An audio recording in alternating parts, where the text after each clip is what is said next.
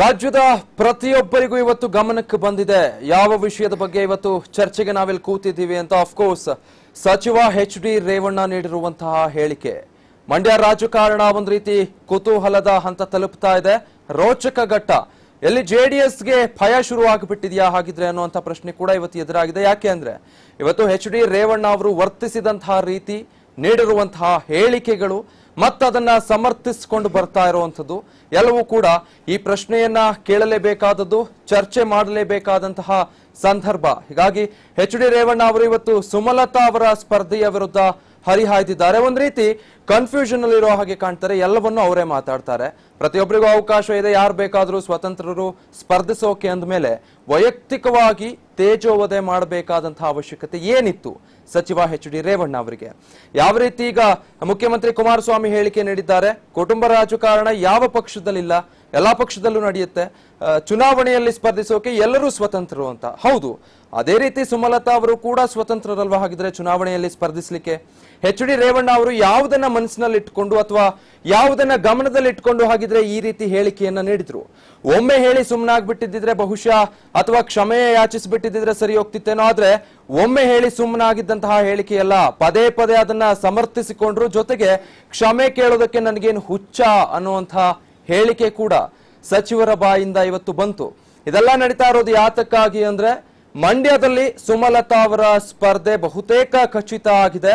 ಅಂಬರೀಶ್ ಅವರ ಅಗಲಿಕೆಯ ನಂತರ ಕಾಂಗ್ರೆಸ್ನಿಂದ ಟಿಕೆಟ್ ಇಲ್ಲವಾದರೂ ಕೂಡ ಪಕ್ಷೇತರವಾಗಿಯೇ ನಾನು ಸ್ಪರ್ಧಿಸ್ತೀನಿ, ಜನರ ಅಭಿಪ್ರಾಯ ಏನಿದೆ ಅನ್ನೋವಂಥದ್ದನ್ನ ಜನರೇ ನಿರ್ಧರಿಸ್ತಾರೆ ಅನ್ನೋ ನಿಟ್ಟಿನಲ್ಲಿ. ಆದ್ರೆ ಮತ್ತೊಂದು ಕಡೆ ನಿಖಿಲ್ ಕುಮಾರಸ್ವಾಮಿಯನ್ನ ಈ ಬಾರಿ ಜೆಡಿಎಸ್ ಕಣಕ್ಕಿಳಿಸ್ತಾ ಇದೆ. ಹೀಗಾಗಿ ಪ್ರಬಲ ಪೈಪೋಟಿ ಇರೋದಂತೂ ಹೌದು.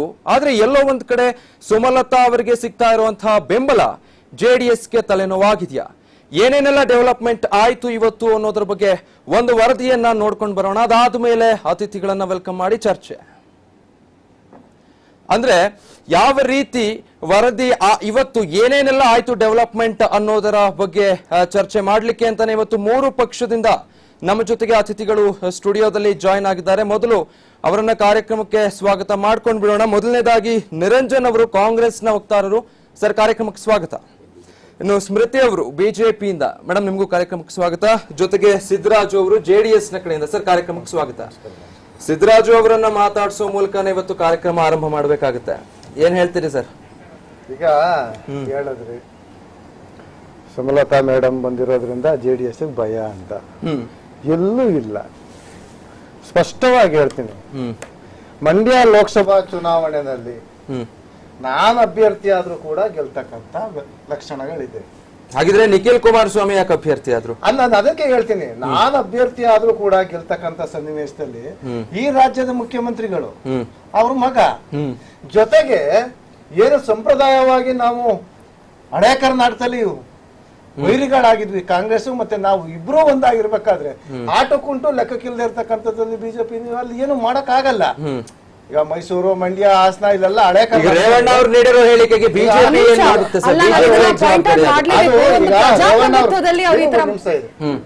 ರೇವಣ್ಣ ಅವರು ಎಲ್ಲೋ ಆಗಿರ್ಬೋದು. ರೇವಣ್ಣ ಅವ್ರು ಹೇಳಿರೋದನ್ನ ಎಲ್ಲೋ ಒಂದ್ ಕಡೆ ಉಲ್ಟಾ ತಿಳ್ಕೊಂಡ್ಬಿಟ್ಟಿದ್ರು. ಯಾಕೆ ಅಂತಂದ್ರೆ ಅಲ್ಲಿ ಹೇಳ್ಬಿಡ್ತೀನಿ, ಅದ್ ಅದಕ್ಕೆ ಇರ್ಲಿ ವಿಷಾದ ವ್ಯಕ್ತಪಡಿಸೋಣ. ಅದ್ರಲ್ಲಿ ನಿಮ್ಮ ಪಕ್ಷದ ಸಚಿವರ ಹೇಳಿಕೆಗೆ ನೀವು ವಿಷಾದ ವ್ಯಕ್ತಪಡಿಸಿ. ಯಾಕೆಂದ್ರೆ ಹೆಣ್ಣು ಅಂದ್ರೆ ತಾಯಿ, ತಂಗಿ, ಸೋದರಿ ಎಲ್ಲ ಆಗಿರ್ತಾರೆ. ತಪ್ಪು ವಿಷಾದ ವ್ಯಕ್ತಪಡಿಸೋಣ. ತಪ್ಪು ಅಂತ ಒಪ್ಕೊಳ್ಳೋದು ಆಯ್ತು, ತಪ್ಪೆ ಬಿಡಿ. ಆಮೇಲೆ ರಾಜಕಾರಣ ಅಂತ ಬಂದಾಗ ಮಂಡ್ಯ ಜಿಲ್ಲೆನಲ್ಲಿ ಜೆಡಿಎಸ್ ಕಾರ್ಯಕರ್ತರು ಇರ್ಬೋದು ಅಥವಾ ಲೀಡರ್ ಇರ್ಬೋದು, ಎದುರ್ತಕ್ಕಂಥದ್ದೇ ಇಲ್ಲ.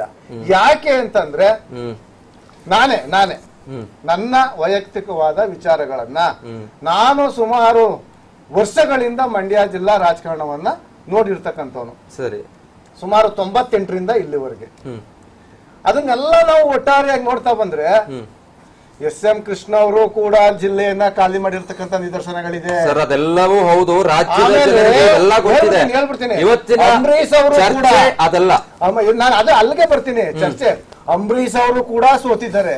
ಅವ್ರ ಆಬ್ಸೆನ್ಸ್ ಅಲ್ಲಿ ಅವ್ರ ಮರಣ ನಂತರ ಕೆಲವೊಂದು ವಿಚಾರಗಳನ್ನ ಹೇಳ್ಬಾರ್ದು, ಹೇಳಕ್ಕೂ ಆಗಲ್ಲ. ಯಾಕೆಂತಂದ್ರೆ ಅದ್ ಬೇಡ ಅದು, ಯಾಕೆಂದ್ರೆ ಅದು ತರವೂ ಅಲ್ಲ, ನಮ್ಮ ಸಂಪ್ರದಾಯನೂ ಅಲ್ಲ. ಅಲ್ಲ, ಈಗ ಕೆಲವೊಂದನ್ನು ಹೇಳ್ಬಾರ್ದು ಅಂತ ಮುಚ್ಚಿಟ್ಕೊಂಡು ಈ ರೀತಿ ಹೇಳಿಕೆಗಳು ಕೊಟ್ರೆ ಯಾವ ರೀತಿ ತಗೊಳ್ಬೇಕು ಜನ? ಇಲ್ಲೇನಾಗುತ್ತೆ ಅಂತಂದ್ರೆ, ನೀವ್ ಹೇಳ್ತೀರಿ ನಾನ್ ನಿಂತ್ರು ಗೆದ್ದು ಬಿಡ್ತೀನಿ ಮಂಡ್ಯದಿಂದ, ರೇವಣ್ಣ ಅವ್ರು ಹೇಳ್ತಾರೆ ಸುಮಲತಾ ಅವ್ರು ಚಾಲೆಂಜ್ ಹಾಕಿರೋದಕ್ಕೇನೆ ನಿಖಿಲ್ ನ ಸ್ಪರ್ಧೆಗಿಳಿಸಿದೀವಿ ಅಂತ. ಹಾಗಿದ್ರೆ ಕಾರ್ಯಕರ್ತರನ್ನೇ ನಿಲ್ಲಿಸಬಹುದಿತ್ತಲ್ಲ? ಸಣ್ಣ ಕಾರ್ಯಕರ್ತರು ಟಿಕೆಟ್ ಕೊಟ್ಟರು ಗೆಲ್ತದ ಮಂಡ್ಯ. ಮತ್ತೆ ಯಾಕೆ ನಿಖಿಲ್ ಕುಮಾರಸ್ವಾಮಿ ಅವ್ರಿಗೆ ಯಾಕೆ ಅಂತಂದ್ರೆ ಜೆಡಿಎಸ್ ನೊಳಗೆ ಅಷ್ಟು ಅಸಮಾಧಾನ ಇದೆ, ಕಾರ್ಯಕರ್ತರೇ ತಮ್ಮ ಆಕ್ರೋಶ ಬಹಿರಂಗವಾಗಿ ವ್ಯಕ್ತಪಡಿಸ್ತಾ ಇದ್ದಾರೆ. ಈಗ ಅಲ್ಲೇನಾಗಿದೆ ಅಂದ್ರೆ ಅಲ್ಲಿನ ನಾಯಕರು ಮತ್ತೆ ಮಂತ್ರಿಗಳು, ಶಾಸಕರು ಮತ್ತೆ ಮುಖಂಡರೆಲ್ಲ ಸೇರಿ ಇನ್ನ ನಾವು ಕೆಲವು ಅಭಿವೃದ್ಧಿ ಪಡಿಸಬೇಕು ಜಿಲ್ಲೆನ ಅಂತ ಕೇಳಿ ಯಂಗ್ಟರ್ಕ್ ಇರ್ತಕ್ಕಂಥ ನಿಖಿಲ್ ಕುಮಾರಸ್ವಾಮಿ ಅವ್ರನ್ನ ಆಯ್ಕೆ ಮಾಡಿದ್ದಾರೆ. ಸರಿ, ಅದ್ರಲ್ಲಿ ಕೆಲವೊಂದು ಈಗ ನಾವು ಮೈತ್ರಿ ಸರ್ಕಾರ ಇರೋದ್ರಿಂದ ಕೆಲವೊಂದು ಭಾಗಗಳಲ್ಲಿ ಕೆಲವೊಂದು ಸೀಟ್ಗಳನ್ನ ನಾವು ಪಕ್ಷ ಅಭ್ಯರ್ಥಿಯನ್ನ ಗೆಲ್ಲಿಸೋಕೆ ಎಲ್ಲವೂ ಸರಿ ಬೇಕಾದ್ರೂ ಮಾಡಿ ರಾಜಕಾರಣ ಮಾಡಿ ವೈಯಕ್ತಿಕವಾಗಿ ಯಾಕೆ ಸುಮಲತಾ ಅವರ ಮೇಲೆ ತಪ್ಪು ಅಂತ ಒಪ್ಕೊಂಡಿದ್ದೀನಿ. ಈಗ ರಾಜಕಾರಣಕ್ಕೆ ಬಂದೆ ಅಂತ ತಿಳ್ಕೊಂಡಾಗ ಮೈತ್ರಿ ಪಕ್ಷವಾಗಿರ್ತಕ್ಕಂಥ ನಾವು ಮತ್ತೆ ಕಾಂಗ್ರೆಸ್, ಈಗ ನಾನು ಅವಲೇ ಹೇಳಿದೆ ದಕ್ಷಿಣ ಕರ್ನಾಟಕದಲ್ಲಿ ನಾವೇ ಫೈಟ್ರು, ಕಾಂಗ್ರೆಸ್ ಜೆಡಿಎಸ್ ಅಂತದ್ರಲ್ಲಿ ನಾವಿಬ್ರು ಒಂದಾಗಿ ರಾಜಕಾರಣ ನೋಡಿ. ಪ್ರಜಾತಂತ್ರ ವ್ಯವಸ್ಥೆನಲ್ಲಿ ಚುನಾವಣೆ ನಿಲ್ಲೋದಿಕ್ಕೆ ಅಥವಾ ಚುನಾವಣೆ ಮಾಡೋದಿಕ್ಕೆ ಪ್ರತಿಯೊಬ್ಬ ವ್ಯಕ್ತಿನೂ ಸರ್ವ ಸ್ವತಂತ್ರರು. ಹಾಗೆ ಸುಮಲತಾ ಅವರು ಕೂಡ ಯಾರು ಸರ್ವ ಸ್ವತಂತ್ರರು ಮತ್ತೆ ಯಾಕೆ ಬೇಕಿತ್ತು ಆ ರೀತಿ ಹೇಳಿಕೆ ಅನ್ನುವಂಥದ್ದು? ಮತ್ತೆ ನಿಮ್ಮನ್ನು ಮಾತಾಡ್ತೀನಿ ಸರ್. ಈಗ ಸ್ಮೃತಿ ಅವರು, ಇವತ್ತು ಮಹಿಳಾ ವಿಶ್ವ ದಿನಾಚರಣೆ, ಮೊದಲನೇದಾಗಿ ನಿಮಗೆ ಅದರ ಶುಭಾಶಯವನ್ನು ತಿಳಿಸ್ತಾ ಮೇಡಮ್. ಧನ್ಯವಾದ. ಹೇಳಿ. ಎಲ್ಲಾ ಹೆಂಗಸರಿಗೂ ಎಲ್ಲ ಹೆಣ್ಮಕ್ಳಿಗೂ ಕೂಡ ಇವತ್ತು ವಿಮೆನ್ಸ್ ಡೇ ಸೆಲೆಬ್ರೇಷನ್ಸ್ ನ ಒಂದು ಶುಭಾಶಯಗಳು. ಅದನ್ನ ಹೇಳ್ತಾ ಇವತ್ತು ನಿಜವಾಗ್ಲೂ ನನಗೆ ತುಂಬಾ ಬೇಜಾರಾಗ್ತಿದೆ. ವಿಮೆನ್ಸ್ ಡೇ ದಿವಸ ಈ ತರ ನಾವು ರೇವಣ್ಣ ಅಂತ ಒಂದು ಈಸ್ ಅ ಸೀಸನ್ಡ್ ಪಾಲಿಟಿಷಿಯನ್ ಅಂಥವ್ರು ಈ ತರ ಒಂದು ಸ್ಟೇಟ್ಮೆಂಟ್ ಕೊಡ್ತಾರಲ್ಲ, ಇದು ನಿಜವಾಗ್ಲೂ ಒಂದು ಇಟ್ ಈಸ್ ಅನ್ಎಕ್ಸೆಪ್ಟಬಲ್.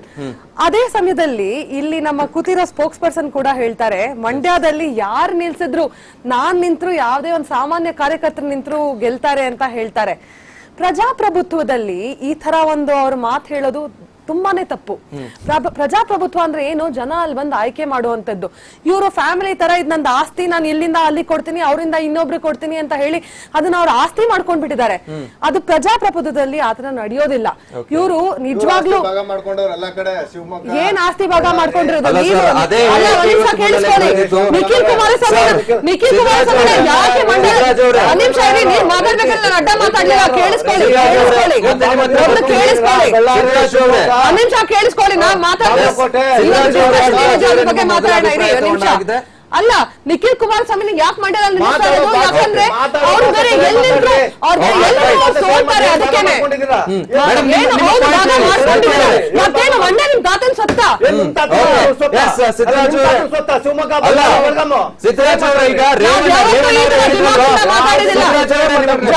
ಜನ ಆಯ್ಕೆ ಮಾಡುವಂತದ್ದು. ಈಗ ಕಾಂಗ್ರೆಸ್ನ ವಕ್ತಾರರನ್ನು ಕೇಳ್ಬೇಕು ಸರ್. ಅಂದ್ರೆ ಜೆಡಿಎಸ್ ನದೇ ಸೇಮ್ ಸ್ಟೇಟ್ಮೆಂಟ್ ಮತ್ತೊಮ್ಮೆ ಕಾಂಗ್ರೆಸ್ ಕೊಡುತ್ತಾ ಅನ್ನುವಂಥದ್ದು ನಿಮ್ಮ ಅನಿವಾರ್ಯತೆ ಅಲ್ಲ, ನಿಮ್ಮ ಎಕ್ಸ್ಪೆಕ್ಟೇಷನ್ ಇದೆಯಲ್ಲ, ನನ್ನ ವಿರೋಧ ಇದೆ ಈ ಮಾತಿಗೆ. ಓಕೆ ನೋಡಿ ವಿಜಯ್ ಅವರ 4 ಘಟನೆಗಳು, 4 ಪಕ್ಷಗಳ ನಾಯಕರುಗಳು ಇರುಸು ಮುರುಸನ್ನ ಅನುಭವಿಸಿದ್ದನ್ನ ನಾನು ಈ ವೇದಿಕೆ ಮುಖಾಂತರ ಗಮನಕ್ಕೆ ತರಕ್ಕೆ ಬಯಸ್ತಾ ಇದ್ದಾನೆ.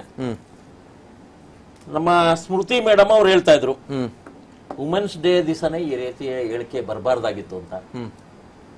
ವುಮೆನ್ಸ್ ಡೇ ಒಂದೇ ಅಲ್ಲ, ಯಾವತ್ತೂ ಬರಬಾರ್ದು, ಖಂಡಿತ ಯಾವತ್ತೂ ಬರಬಾರ್ದು. ಆದ್ರೆ ಇವತ್ತು ಬಂದಿರೋದು ಇನ್ನೂ ದುರಂತ. ಆದ್ರೆ ನಾನೊಂದು ಸ್ಮೃತಿ ಮೇಡಮ್ ಅವ್ರಿಗೆ ಜ್ಞಾಪಿಸ್ತೀನಿ. ಕೆಜೆಪಿ ಬಿಜೆಪಿ ಆಯ್ತು ಮೇಡಮ್, ತಮಗೆ ಜ್ಞಾಪಕದಲ್ಲಿದೆ. ಸನ್ಮಾನ್ಯ ನಿಮ್ಮ ನಾಯಕಿಯಾದಂತ ಶೋಭಾ ಕರಂದ್ಲಾಜೆ ಅವ್ರ ಬಗ್ಗೆ ಯಾವ್ಯಾವ ನಿಮ್ಮ ಬಿಜೆಪಿ ನಾಯಕರು ಎಂತೆಂತ ಪದ ಬಳಕೆಯನ್ನ ಪ್ರಯೋಗ ಮಾಡಿದ್ರು.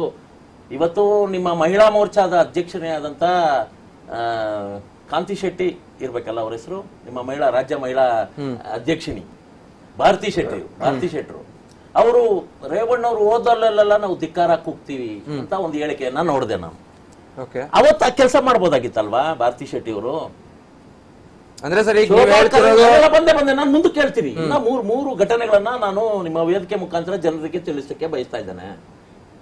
ಅದ್ರ ನಂತರ ನಾನು ಕನ್ಕ್ಲೂಡ್ ಮಾಡ್ತೇನೆ. ಸೊ ಎರಡನೇದಾಗಿ ನಮ್ಮ ಗೀತಾ ಮಹಾದೇವ್ ಪ್ರಸಾದ್ ಅವರು ಸಚಿವರಾಗಿದ್ರು, ಮೊದಲನೇ ಬಾರಿ 1 ವರ್ಷದ ಅಲ್ಪ ಅವಧಿಗೆ ಶಾಸಕರಾದ್ರು. ಅವ್ರು ಇರ್ಲಿ, ಅವರ ಬಗ್ಗೆ ನಿಮ್ಮ ಘಟಾನುಘಟಿ ಖ್ಯಾತ ತಜ್ಞ ಬರಹಗಾರ, ಇಡೀ ಸಂಸತ್ತನ್ನ ಅರಗೆ ನುಂಗಿರುವಂತ ಪ್ರತಾಪ್ ಸಿಂಹ ಅವ್ರು ಏನ್ ಹೇಳಿದ್ರು, ಸತ್ತು 3 ದಿವಸ ಆಗಿಲ್ಲ, ಅವಮ್ಮ ಆಗ್ಲೇ ಕ್ಯಾನ್ವಾಸ್ ಹೋಗ್ತಾ ಇದೆ ಅಂತ ಗೀತಾ ಹೌದು ಹೇಳಿಲ್ವಾ? ಅವತ್ತು ನಮ್ಮ ನೀವ್ ಏನ್ ಕಂಟ್ರೋಲ್ ಮಾಡಕ್ ಹೊರಟಿದ್ದೀರಾ ಸರ್? ಅವ್ರು ಹೇಳಿದ್ರು ಅದಕ್ಕೆ ನಾವು ವೆರಿ ಸಾರಿ ನಮ್ ಕಡೆಯಿಂದ ಅದನ್ನ ಎಕ್ಸ್ಪೆಕ್ಟ್ ಮಾಡ್ಬೇಡಿ ನೀವು. ನಾನು ಹೇಳ್ತಾ ಇರೋಂತ ಅಂಶನ ನನಗೆ ಜನರಿಗೆ ಜ್ಞಾಪಿಸ್ತಾ ಇದ್ದೀನಿ. ಅದೇ ರೀತಿ ಉದ್ದೇಶ ವಿಜಯ್ ನನ್ಗೆ 2 ನಿಮಿಷ ಅವಕಾಶ ಕೊಡಿ ದಯಮಾಡಿ. I don't want to kill your time. Okay. So Ramya ಅವರು ಪದ್ಮಾವತಿ ಎಸ್ಕೇಪ್ ಅಂತ ಒಂದು ದೊಡ್ಡದಾಗಿ ಕೆಲವು ಚಾನಲ್ನವ್ರು ಕೊಟ್ಬಿಟ್ರು. ಮನೆ ಖಾಲಿ ಮಾಡಿದ ತಕ್ಷಣ ಕೇವಲ ಆಕೆ ಹೆಣ್ಮಗಳಿಗೆ ಅವ್ರದೇ ಆದಂತ ಇತಿಮಿತಿ ಇರ್ತದೆ, ಕಷ್ಟ ನಷ್ಟ ಇರ್ತದೆ. ಅಲ್ಲಿ ನಮ್ಗೆ ಅವಕಾಶ ಆಗುತ್ತೋ ಇಲ್ವೋ ಅಂತ ನಮ್ಮ ಪಕ್ಷ ಅವ್ರನ್ನ ಸಾಮಾಜಿಕ ಜಾಲತಾಣದ ಅಖಿಲ ಭಾರತೀಯ ಒಂದು ಸ್ಥಾನಕ್ಕೆ ಅವ್ರನ್ನ ಕುಂಡಿಸ್ತು. ಪದ್ಮಾವತಿ ಎಸ್ಕೇಪ್ ಅಂತ ಕೊಟ್ಬಿಟ್ರು. ರಾತ್ರಿನೇ ಮನೆ ಖಾಲಿ ಮಾಡ್ಬಿಟ್ರು ಅಂತ. ಇನ್ನ ಒಂದ್ ಹೇಳ್ತೀನಿ, ನಮ್ಮ JDS ನಾಯಕಿ, ಈಗ ಅವ್ರು JDS ನಲ್ಲಿ ಇಲ್ಲ, ಲಲಿತಾ ನಾಯಕ್ ಅವರ ಮಗ ಅಲ್ಲೆಲ್ಲೋ ಒಂದು ಗುಂಪಿನಲ್ಲಿ ಸೇರ್ಕೊಂಡ್ಬಿಟ್ಟು ಅಂಬೇಡ್ಕರ್ ಅವರ ಪ್ರತಿಮೆಗೆ ಮದ್ಯ ಸುರಿದ್ ಬಿಟ್ಟಿದ್ದಾರೆ ಅಂತ ಹೇಳ್ಬಿಟ್ಟು ಅವ್ರ ತಲೆದಂಡ ಆಯ್ತು ಅವತ್ತು ಮಂತ್ರಿಗಿರಿಯಿಂದ. ಸೊ ಕೆಲವು ಕಡೆ ಯಾರೋ ಮಾಡಿದ ತಪ್ಪಿಗಾಗಿ ನಮ್ಮ ಹೆಣ್ಮಕ್ಳು, ನಮ್ಮ ಲೀಡರ್ಸ್ಗಳು ತಲೆ ಕೊಡುವಂತ ಇದು ಕಾಲ ಬಂದಿದೆ. ನಾನು ಹೇಳಕ್ ಹೊರಟಿರುವಂತದ್ದು, ನಾವು ಹೆಣ್ಮಕ್ಳ ಬಗ್ಗೆ ಮಾತಾಡುವಾಗ ತುಂಬಾ ಸೂಕ್ಷ್ಮವಾದಂತ ವಿಷಯ, ಜನರಿಗೆ ತಪ್ಪು ಸಂದೇಶ ಹೋಗೋದು ಅಂತ ಬೇಡ. ಕಾಂಗ್ರೆಸ್ ಪಕ್ಷ ಇದನ್ನ ಯಾವುದೇ ರೀತಿಯಲ್ಲಿ ಸಮರ್ಥಿಸ್ಕೊಳ್ಳಿಕ್ಕೆ, ನೀವು ಹೇಳಿದ್ರಲ್ಲ ಆರಂಭದಲ್ಲಿ, ನೀವು ಅಲಿಯನ್ಸ್ ಪಾರ್ಟ್ನರ್ ದಿಂದ ಸಮರ್ಥಿಸ್ಕೊಳ್ಳೋ ಪ್ರಶ್ನೆ ಇಲ್ಲ.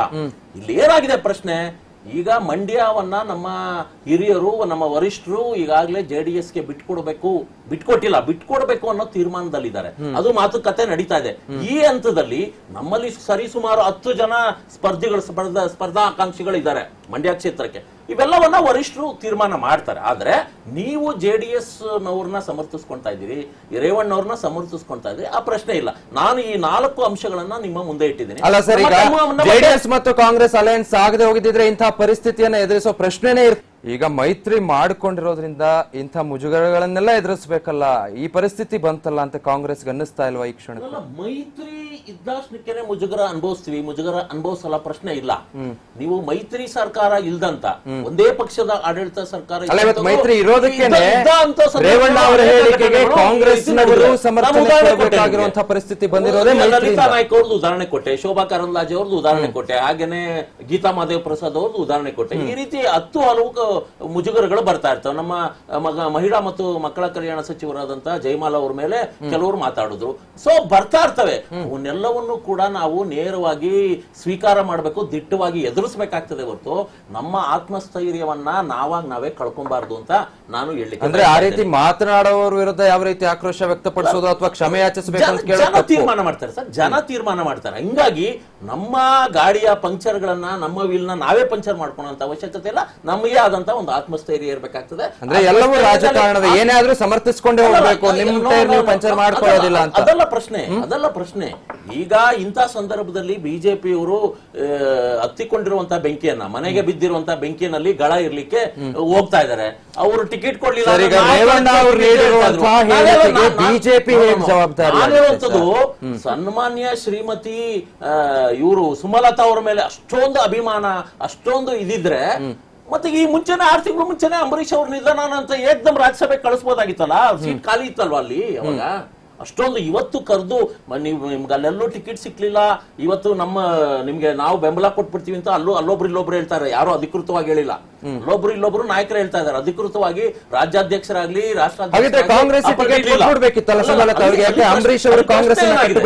ಎಸ್, ನಿಮ್ಮ ಪ್ರಶ್ನೆ ಸರಿಯಾಗಿದೆ, ನಿಮ್ಮ ಪ್ರಶ್ನೆ ಕರೆಕ್ಟ್ ಆಗಿದೆ. ಅಲ್ಲಿ ಪ್ರಶ್ನೆ ಏನಾಗಿದೆ, ಈಗ ಅಲ್ಲಿ JDS ಸಂಸದರಿದ್ದಾರೆ. ನಾವು ಕೇಳ್ತಾ ಇದೀವಿ, ನಮ್ಮ ಕಾಂಗ್ರೆಸ್ಸಿನ ಸಂಸದರು ಇರುವಂತಹ ಕೆಲವು ಕ್ಷೇತ್ರಗಳಲ್ಲಿ ಅವ್ರು ಕೇಳ್ತಾ ಇದ್ದಾರೆ. ಅದು ತಪ್ಪು ಅಂತ ಹೇಳಕ್ಕಾಗಲ್ಲ. ನಾವು ಅವರಲ್ಲಿ ಕೆಲವು ಕೇಳ್ತಾ ಇದ್ದೇವೆ. ಹೀಗಾಗಿ ಎಲ್ಲವೂ ಕೂಡ ಮಾತುಕತೆ ಹಂತದಲ್ಲಿದೆ. ಇದು ಇಷ್ಟು ಬೇಗ ಯಾಕೆ ಈ ರೂಪ ಪಡ್ಕೊಂತಾ ಇದೆ ಅನ್ನೋದನ್ನ ಜನ ತೀರ್ಮಾನ ಮಾಡ್ತಾರೆ. ಸೊ ಯಾವುದೇ ರೀತಿಯ ಆತಂಕ ಬೇಡ. ನಾನು ಸುಮಲತಾ ಮೇಡಮ್ ಅವ್ರಿಗೆ ಈ ವೇದಿಕೆ ಮುಖಾಂತರ ನಾನು ರಿಕ್ವೆಸ್ಟ್ ಮಾಡ್ತೀನಿ, ಆತ್ಮಸ್ಥೈರ್ಯದಿಂದ ಇರಿ. ಇಂಥ ರಾಜಕಾರಣ ಬಂದಂತ ಸಂದರ್ಭದಲ್ಲಿ ಈಗಾಗಲೇ ನೀವು ಫಿಲಂ ಫೀಲ್ಡ್ ನಲ್ಲಿ ಇದ್ದೀರಿ, ಎಷ್ಟೋ ನಾನಾ ತರ ಟೀಕೆಗಳು ಬರ್ತವೆ. ಇವೆಲ್ಲವನ್ನ ಸ್ವೀಕಾರ ಮಾಡಿ. ಸೊ ನಾವು ದಿಟ್ಟತನದಿಂದ ಮುಂದೆ ಹೋಗ್ಬೇಕಾಗ್ತದೆ. ಅದನ್ನ ನಾವು ಸೇವೆನಲ್ಲಿ ಬಳಸ್ಕೊಳ್ಳೋಣ ಅಂತ ಹೇಳಲಿಕ್ಕೆ ಬಯಸ್ತಾ ಇದ್ದೇನೆ. ಓಕೆ, ಇನ್ನು JDS ನವರು ಸಿದ್ದರಾಜು ಅವರು ಸರ್, ಈಗ ಕುಮಾರಸ್ವಾಮಿ ಅವರೊಂದು ಹೇಳಿಕೆ ನೀಡಿದ್ದಾರೆ, ನಿಮ್ ಗಮನಕ್ಕೆ ಬಂದಿದೆ ಅಂದ್ಕೊಳ್ತೀನಿ. ಎಲ್ಲರೂ ಸ್ವತಂತ್ರರು, ಯಾರು ಬೇಕಾದ್ರೂ ಸ್ಪರ್ಧಿಸಬಹುದು, ನಾವು ಹಿಂಬಾಗಿಲಿನಿಂದ ಇಲ್ಲಿ ಬಂದಿಲ್ಲ ಇಲ್ಲಿ ಅಂತ ಹೇಳ್ತಾರೆ. ಯಾರು ಹಿಂಬಾಗಿಲಿಂದ ಬರ್ತಿದ್ದಾರೆ? ಹಾಗಿದ್ರೆ ಎಲ್ಲರೂ ಸ್ವತಂತ್ರರೇ ಆಗಿದ್ಮೇಲೆ ಚರ್ಚೆ ಮಾಡೋದು ಬೇಡ ಅಂತ ಹೇಳಿದ್ಮೇಲೆ ಚರ್ಚೆ ಇವತ್ತು ಯಾರಿಂದ ಆಗ್ತಾ ಇರೋದು? ಯಾರ ಹೇಳಿಕೆಗಳು ಇವತ್ತು ಈ ಚರ್ಚೆಗೆ ತಂದು ನಿಲ್ಸಿರುವಂತದ್ದು? ಈಗ ಹಿಂಬಾಗ್ಲಿಂದ ಬಂದಿಲ್ಲ ಅಂತಂದ್ರೆ MLC ನೋ ರಾಜ್ಯಸಭಾ ಮೆಂಬರು ಮಾಡಿಲ್ಲ. ಈಗ ಕುಮಾರಣ್ಣ ಈಗ ಬಂದಿರೋದು ಜನಗಳ ಮುಂದೆ ನಿಂತು ಗೆದ್ದೇನೆ. ರೇವಣ್ಣ ಅವ್ರು ಬಂದಿರೋದು ಜನಗಳ ಮುಂದೆ ನಿಂತೇನೆ. ಅನಿತಕ್ಕ ಅವ್ರು ಬಂದಿರೋದು ಜನಗಳ ಮುಂದೆ ನಿಂತೇನೆ. ಹಾಗಾಗಿ ಇಷ್ಟೆಲ್ಲ ಹೇಳ್ತಾರಲ್ಲ ರಾಜಕೀಯ, ಕುಟುಂಬ ರಾಜಕೀಯ ಅಂತ, ಯಾವ ಪಕ್ಷದಲ್ಲಿಲ್ಲ. ಈ ದೇಶದಲ್ಲಿ ಅತಿ ಹೆಚ್ಚು ಕುಟುಂಬ ರಾಜಕೀಯ ಅಂತಿರೋದೇ ಬಿಜೆಪಿನಲ್ಲಿ. ಅಂತದ್ರಲ್ಲಿ ಕುಟುಂಬ ರಾಜಕೀಯ ಅಂತ ಇವ್ರೇನ್ ನಮ್ಗೆ ಹೇಳೋದು? ಈಗ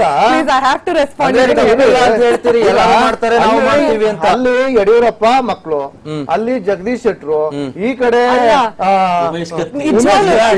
ಆ ಕಡೆ ನಿರಾಣಿ, ಈ ಕಡೆ ಸೋನಿಯಾ ಗಾಂಧಿ, ರಾಹುಲ್ ಗಾಂಧಿ, ಪ್ರಿಯಾಂಕಾ ಗಾಂಧಿ, ಜ್ಯೋತಿರಾದಿತ್ಯ ಸಿಂಧಿಯಾ ಹೋಗ್ಬೋದು. ನಿಮ್ ಪಕ್ಷದಲ್ಲೇ ಮಾಡ್ತಾ ಇದ್ದ 4 ಜನ ಸರ್ಕಾರನಲ್ಲಿ.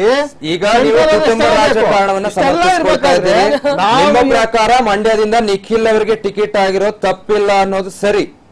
ನಿಖಿಲ್ ಕುಮಾರಸ್ವಾಮಿ ಅವ್ರು ಏನ್ ಕೆಲಸ ಮಾಡಿದ್ದಾರೆ ಅಂತ ಅವ್ರಿಗೆ ಟಿಕೆಟ್ ಕೊಡ್ತಿದ್ದೀರಾ? ನೀವ್ಯಾರು ಟಿಕೆಟ್ ಕೊಡ್ತಾ ಇದ್ದೀರಿ? ಅಲ್ರಿ, ನಮ್ ಪಕ್ಷ ಅದು ಏನ್ ಮಾಡಿದ್ದಾರೆ ಅಂತ ಕೊಡ್ತಿದ್ದೀರಾ? ಬಿಜೆಪಿ ಅವ್ರು ಕೇಳೋದ್ ಬೇಡ, ಯಾಕೆ ಕೊಟ್ರಿ ಅಂತ ಜನರೇ ಕೇಳ್ತಾ ಇದ್ದಾರೆ. ಯಾವ ರೀತಿ ಅಭಿಯಾನ ಆಗ್ತಾ ಇದೆ ಸಾಮಾಜಿಕ ಜಾಲತಾಣದಲ್ಲಿ, ಸಾಧ್ಯ ಆದ್ರೆ ನಿಮ್ ಗಮನಕ್ಕೆ ತರೋ ಪ್ರಯತ್ನ ಮಾಡ್ತೀವಿ. ಆಮೇಲೆ DC ತಮ್ಮಣ್ಣ ಅವರು ಸುಮಲತಾ ಅವರನ್ನು ಕೇಳ್ತಾರೆ, ಏನ್ ಮಾಡಿದ್ದೀರಿ, ಎಷ್ಟು ದಿನ ಜನರ ಕಷ್ಟ ಕೇಳಿದ್ದೀರಿ ಅಂತ. ಬಹುಶಃ ಜನ ಅದನ್ನ ನಿಖಿಲ್ ಕುಮಾರಸ್ವಾಮಿ ಅವ್ರಿಗೂ ಕೇಳ್ಬೇಕಾಗುತ್ತೆ ಅನ್ಸುತ್ತೆ.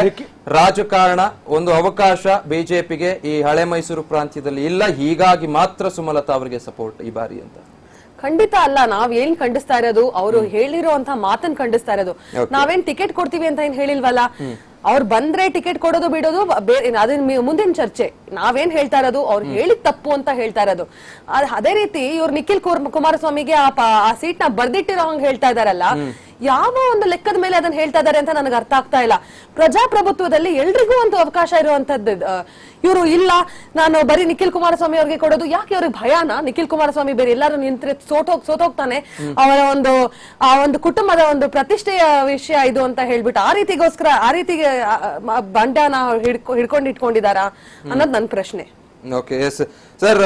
ಬ್ರೇಕ್ ಹೋಗೋಕ್ ಮುಂಚೆ ನಿಮ್ಮನ್ನೊಂದು ಪ್ರಶ್ನೆ ಕೇಳಿದೆ ನಾನು, ಸಿದ್ದರಾಜ್ ಅವರ. ಈಗ ನಿಮ್ಮ JDS ನಾಯಕರು DC ತಮ್ಮಣ್ಣ ಹೇಗೆ ಸುಮಲತಾ ಅವರ ಕಾರ್ಯಗಳು ಅಥವಾ ಜನರೊಟ್ಟಿಗೆ ಒಡನಾಟವನ್ನ ಪ್ರಶ್ನಿಸ್ತಾರೋ ಹಾಗಿದ್ರೆ ಮಂಡ್ಯದ JDS ಭಾಗಕ್ಕೆ ನಿಖಿಲ್ ಅವರು ಅಷ್ಟು ಹಳೆಬ್ರ? ಎಷ್ಟು ವರ್ಷದಿಂದ ಪಕ್ಷಕ್ಕೆ ದುಡಿದಿದ್ದಾರೆ? ಖಂಡಿತವಾಗಿ ಸುಮಾರು 1.5 ವರ್ಷದಿಂದ. ಅದಕ್ಕೆ ಹಳೆಬರು ಮತ್ತು ಅರ್ಹ ಅಭ್ಯರ್ಥಿಗಳು ಯಾರು ಇಲ್ವಾ JDS ನಲ್ಲಿ? ಸಿಟ್ಟಿಂಗ್ MP ಯಾರಿದ್ದಾರೆ? ಈಗ ಎಲ್ಲರೂ ಇದ್ದಾರೆ. ಈಗ ನಾನು ಆವಾಗ್ಲೇ ಹೇಳಿದೆ, ನಾನು ಕೊಟ್ರು ಕೂಡ ಸುಮಲತಾ ಮೇಡಮ್ ಮೇಲೆ ಅಭ್ಯರ್ಥಿಯಾಗಿ ಗೆದ್ದು ಬರ್ತಕ್ಕಂತ ಸನ್ನಿವೇಶ. ಹೌದು, ಮತ್ತೆ ಯಾಕೆಂದ್ರೆ ನನಗ್ ಗೊತ್ತಿದೆ. ನಾನು ನಿಮ್ಗೆ ಅವಾಗ್ಲೇ ಹೇಳ್ದೆ, ಸುಮಾರು 98ರಿಂದ ಇಲ್ಲಿವರೆಗೆ 18 ವರ್ಷಗಳ ಕಾಲ ನನ್ನ ಜಿಲ್ಲೆ ಅದು, ನನ್ನ ತವರು ಅದು. ನನಗ್ ಗೊತ್ತಿದೆ ಯಾವ್ಯಾವ ಲೀಡರ್ಗಳು ಹೇಗೆ ಬಂದಿದ್ದಾರೆ, ಹೇಗೆ ಗೆದ್ದಿರೋದೆಲ್ಲ ಇದಿದೆ. ಅದನ್ನೆಲ್ಲ ನಾವ್ ಹೇಳ್ಬಾರ್ದು. ಕೆಲವು ಅವ್ರ ಆಬ್ಸೆಂಟ್ ಅಲ್ಲಿ ಅದನ್ನ ಅದಕ್ಕೆ ಮುಂಚೆನೆ ಹೇಳಿದ್ದು. ಕೆಲವೊಂದನ್ನ ಹೇಳಬಾರ್ದು. ಈಗ ಅವ್ರಿದ್ರೆ ಹೇಳ್ಬೋದಿತ್ತು, ಇಲ್ವಲ್ಲ. ಹಾಗಾಗಿ ಅದಕ್ಕೊಂದು ಇದಿರ್ಲಿ. ಏನ್ ಹೇಳಕ್ ಕೊಟ್ಟಿದ್ರಿ ಅಂದ್ರೆ JDS ಬೆಂಬಲದಿಂದ? ಹೌದು, ಮತ್ತೆ 2013ರಲ್ಲಿ ನಾವು ಕ್ಯಾಂಡಿಡೇಟ್ ಆಗಿ ಅಂಬರೀಶ್ ಎಲ್ಲಿ ಗೆಲ್ತಿದ್ರು. ಆಮೇಲೆ ಇದೇ ಅಂಬರೀಶ್ ಅವರು ಕ್ರೆಡಿಟ್ ಅನ್ನು JDS ತಗೊಳುತ್ತೆ. ಹೌದು, ಮತ್ತೆ ಅಲ್ಲ, ನಾನು ಕ್ರೆಡಿಟ್ ಅಲ್ಲ, ಅದಕ್ಕೆ ನಾನು ಹೇಳುದು ಅದು ಬಿಟ್ಬಿಡಿ ಅಂತ. ಆಮೇಲೆ ಇನ್ನೂ ಒಂದು ವಿಚಾರಗಳು, ಅಂಬರೀಶ್ ಅವರು ಕೂಡ 2 ಬಾರಿ ಸೋತಿದ್ದಾರೆ. ಈಗ ಉದಾಹರಣೆಗೆ ಇಷ್ಟೆಲ್ಲ ಹೇಳ್ತಾರಲ್ಲ, ರಾಮನಗರದಲ್ಲಿ ಸೋತಾಗ ಮಂಡ್ಯ ಕರ್ಕೊಂಡೋಗಿ ಫಸ್ಟ್ MP ಮಾಡಿದವರು ನಮ್ಮ ಪಕ್ಷ, ನಮ್ಮ ನಾಯಕರಾದಂತ HD ದೇವೇಗೌಡಾಜಿ ಅವರು. ಮಹಿಳಾ ಅಂತ ಇಷ್ಟೆಲ್ಲ ಹೇಳ್ತಾರಲ್ಲ, ಈ ದೇಶದಲ್ಲಿ ಮೊಟ್ಟ ಮೊದಲ ಬಾರಿಗೆ ಮಹಿಳಾ ಮೀಸಲಾತಿ ಕೊಟ್ಟಂತವ್ರೆ ದೇವೇಗೌಡಾಜಿ ಅವರು. ಮಹಿಳಾ ಮೀಸಲಾತಿ ಬಗ್ಗೆ ಯಾರು? ಹಾಗಾಗಿ ಅಲ್ಲ, ನಾನು ಏನೋ ಅವಮಾನ ಆಗೋಯ್ತು, ಏನೋ ಒಂದು ಟಂಗ್ ಸ್ಲಿಪ್ ಆಗಿರ್ಬೋದು, ಅಥವಾ 2 ಸಲ ಆಗಿರ್ಬೋದು, 3 ಸಲ. ಹಾಗಾಗಿ ಟಂಗ್ ಸ್ಲಿಪ್ ಮಂಡ್ಯ ವಿಚಾರ ಕ್ಷಮೆ ಕೇಳೋದೇ ಇಲ್ಲ ಅಂತ ಹೇಳ್ತಾರಲ್ಲ ಸರ್, ಅದನ್ನ ಹೇಗೆ ಸರ್ ಟಂಗ್ ಸ್ಲಿಪ್ ಅಂತ ಹೇಳ್ತೀರಿ? ಮಂಡ್ಯ ವಿಚಾರ ಅಂತ ಬಂದಾಗ JDS ಅಂತ ಅಂದ್ರೆ ಮಂಡ್ಯದಲ್ಲಿ ಯಾರೇ ಅಭ್ಯರ್ಥಿ ಆದ್ರೂ ಕೂಡ JDS ನಾಯಕರು ಇರ್ಬೋದು, ಕಾರ್ಯಕರ್ತರು ಇರ್ಬೋದು, ಲೀಡರ್ ಇರ್ಬೋದು, ಸಚಿವರು ಇರ್ಬೋದು, ಶಾಸಕರು ಇರ್ಬೋದು, ಎದುರತಕ್ಕಂತ ಪ್ರಶ್ನೆನೇ ಇಲ್ಲ. ಮತ್ತೆ ಯಾರನ್ನಾದ್ರೂ ಅಭ್ಯರ್ಥಿಯನ್ನಾಗಿ ಮಾಡ್ಬೋಗಿತ್ತು? ನಮ್ಮ ಪಕ್ಷದಲ್ಲಿ ಕೆಲವು ನಾಯಕರು ಕಾರ್ಯಕರ್ತರಿಗೆ ಟಿಕೆಟ್ ಕೊಡ್ಬೋದಿತ್ತಲ್ಲ. ಅದೇನೆ ಈಗ ನಮ್ಮಲ್ಲಿ ನಮ್ಮ ನಾಯಕರು, ಜಿಲ್ಲೆಯ ಸಚಿವರು, ಶಾಸಕರೆಲ್ಲ ಕೂಡಿ, ಲೀಡರ್ಗಳೆಲ್ಲ ಕೂಡಿ ನಿಖಿಲ್ನ ಅಭ್ಯರ್ಥಿ ಮಾಡೋಣ ಅಂತಕ್ಕಂಥದ್ದು ಒಂದು ಡಿಸೈಡ್ ಮಾಡಿದ್ದಾರೆ. ಅದೇ ಯಾವ ಮಾನದಂಡ, ಯಾವ ಮಾನದಂಡ ಈಗ ಯಾವ ಮಾನದಂಡ ಅಂತಂದ್ರೆ ಜಿಲ್ಲೆಯ ಅಭಿವೃದ್ಧಿ ಹಿತದೃಷ್ಟಿಯಿಂದ ಏನ್ ತರ್ಕಿದ್ದಾರೆ ಕೆಲಸ ಮಾಡ್ಬೋದು ಅಂತಕ್ಕಂಥದ್ದು. ಅಂದ್ರೆ ಈಗಿರುವಂತ ಸಂಸದರು ಏನು ಮಾಡಿಲ್ಲ ಅಂತ ಈಗಿನ ಸಂಸದರಿಗೆ ಎಲ್ಲಿ ಅವಕಾಶ ಸಿಕ್ಕಿದೆ? 3 ತಿಂಗಳು ಮತ್ತೊಮ್ಮೆ ಅವಕಾಶ ಕೊಡಿ. ಈಗ ಅದಕ್ಕೇನೆ ಈಗ ನೋಡಿ, ಈ ದೇಶ ಯಾವತ್ತು ಯುವ ಜನತೆ ಕೈಗೆ ಸಿಗುತ್ತೋ ಅವತ್ತೇ ಉದ್ಧಾರ ಆಗೋದು. ಈ ದೇಶ ಯಾವತ್ತು ಯುವ ಶಕ್ತಿಯಿಂದ ವಿಮುಕ್ತವಾಗ್ತಾರೋ ಯಾವುದೇ ದೇಶ ಉದ್ಧಾರ ಆಗಲ್ಲ, ಯಾವುದೇ ರಾಜ್ಯ ಉದ್ಧಾರ ಆಗಲ್ಲ. ಆ ಯಂಗ್ ಅಧಿಕಾರ ತಗೊಂಡ್ರೆ ಎಲ್ಲ ಒಂದ್ ಕಡೆ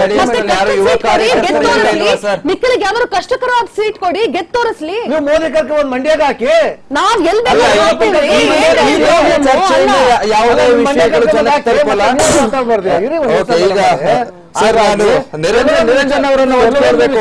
ನಿರಂಜನ್ ಅವರನ್ನ ಒಂದು ಕೇಳ್ಬೇಕು. ಈಗ ಎಲ್ಲರಿಗೂ ಒಂದಂತೂ ಮನಸ್ಸಲ್ಲಿತ್ತು, ಹೇಗೆ JDS ಸಿದ್ದರಾಮಯ್ಯ ಅವರನ್ನ ಅವರ ಕ್ಷೇತ್ರದಲ್ಲಿ ಕಟ್ಟಿ ಹಾಕ್ತೋ ಅದೇ ರೀತಿ ಸಿದ್ದರಾಮಯ್ಯ ಅವರು ಈ ಬಾರಿ ಒಂದು ಧೈರ್ಯ ಪ್ರದರ್ಶನ ಮಾಡಬಹುದಿತ್ತು, ಮಂಡ್ಯದಲ್ಲಿ ಕಟ್ಟ ಹಾಕಬಹುದಿತ್ತು ಮನ್ಸು ಮಾಡಿದ್ರೆ ಅಂತ. ಅನಿವಾರ್ಯತೆಯಿಂದ ಎಲ್ಲವನ್ನು ಬಿಟ್ಟು ಕೈಕಟ್ಟು ಕೂರುವಂತಾಯ್ತಾ? ನೋಡಿ, ಅನಿವಾರ್ಯತೆ ಕೈಕಟ್ಟಿ ಕೂರುವಂತ ಪರಿಸ್ಥಿತಿ ಇಲ್ಲ. ಸಿದ್ದರಾಮಯ್ಯನವರು ಒಬ್ರು ಪ್ರಾಜ್ಞರಿದ್ದಾರೆ. ಪಕ್ಷ ಮತ್ತೆ ದೇಶ ಮತ್ತೆ ರಾಜ್ಯ ಇಷ್ಟೇ ಮತ್ತೆ ಜನತೆ, ಇದನ್ನ ಮಾತ್ರ ಅವ್ರು ಯೋಚನೆ ಮಾಡ್ತಾರೆ. ಅಧಿಕಾರ ನಂತರ ಬಿಡಿ, ಜನ ಕೊಟ್ರೆ ಸ್ವೀಕಾರ ಮಾಡ್ತೀವಿ, ಇಲ್ಲ ಅಂದ್ರೆ ಇಲ್ಲ. ಸೊ ಇದನ್ನ ಯೋಚನೆ ಮಾಡ್ತಾರೆ ಸಿದ್ದರಾಮಯ್ಯನವರಾಗ್ಲಿ, ನಮ್ಮ ಡಾಕ್ಟರ್ ಪರಮೇಶ್ವರ್ ಅವರಾಗ್ಲಿ. ನಿಮಗೆ ಗೊತ್ತಿದೆ ಡಾಕ್ಟರ್ ಪರಮೇಶ್ವರ್ ಅವರು ಯಾಕೆ ಸೋತರು ಕಳೆದ ಸಾರಿ ಅಂತ.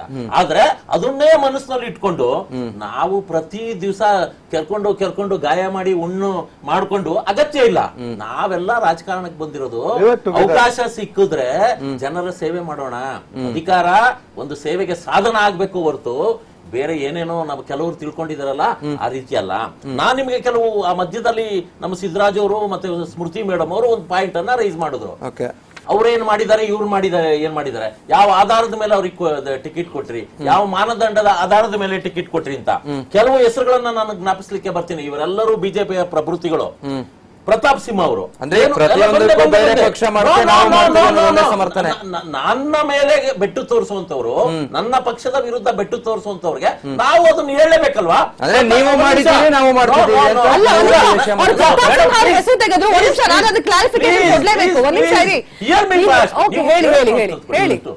ನಿಮ್ಗೆ ಅವಕಾಶ ಇದೆ ಮೇಡಮ್, ಕೇಳಿ.